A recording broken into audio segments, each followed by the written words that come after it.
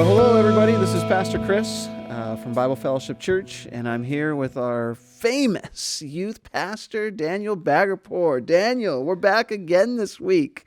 Yes. Yeah, we just want to welcome you guys. Thanks for joining us again. This is exciting. We still haven't come up with a name for this thing yet, but we're working on it. You know, and maybe you guys could give us some suggestions on what we should call this. That's true, man. This weekly thing. But Get we're some excited. feedback. Yeah, we're excited that you're joining us. And, we're just continuing our series on Sundays right now, Daniel, in the book of Acts. And we're on the subject of just getting back to the basics. In the world we're living in now, I think it's so important for believers and followers of Jesus to refocus themselves, get back to the basics.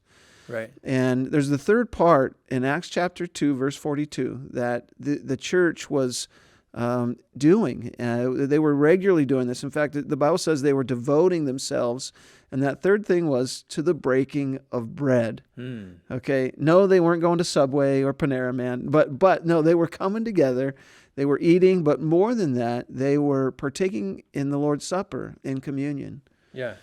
Someone once said communion is like a monument. And I was wondering if you've ever been to any famous monuments that stand out in your mind. Yeah.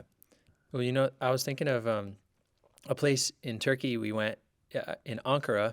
There's this mausoleum dedicated to Ataturk, who is kind of like the Turkish George Washington figure, the founder of the modern Turkey. And they buried him in this giant marble structure.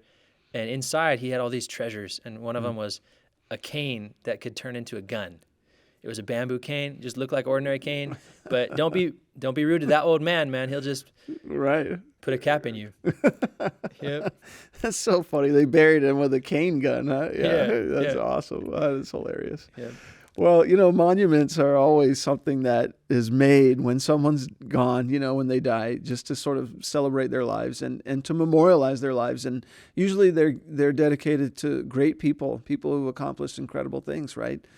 And but when Jesus died, there was no monuments made. There was no buildings erected, or like for the presidents, there was no libraries that were built. No ways to document, his greatness or his life. And I actually think that was probably part of God's plan in all of that. Jesus came humbly.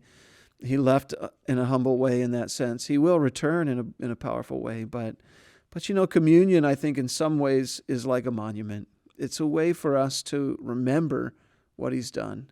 And so, when we think about coming together as a church, when we think about getting back to the basics, the partaking in communion together is an opportunity for us to reestablish, our commitment to God, to reaffirm what we know about his sacrifice and his shed blood and his broken body on the cross.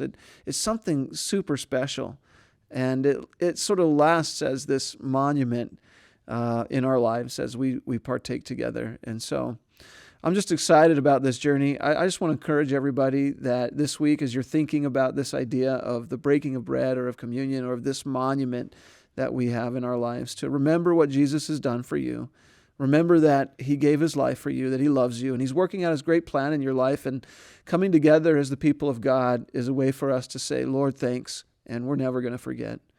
So would you join us on Sunday as we continue this great journey together? We're so excited that you're joining us each week. And again, just a reminder, give us some suggestions on what we should call this podcast this time together. Yeah, we're still trying to figure it out. Yeah.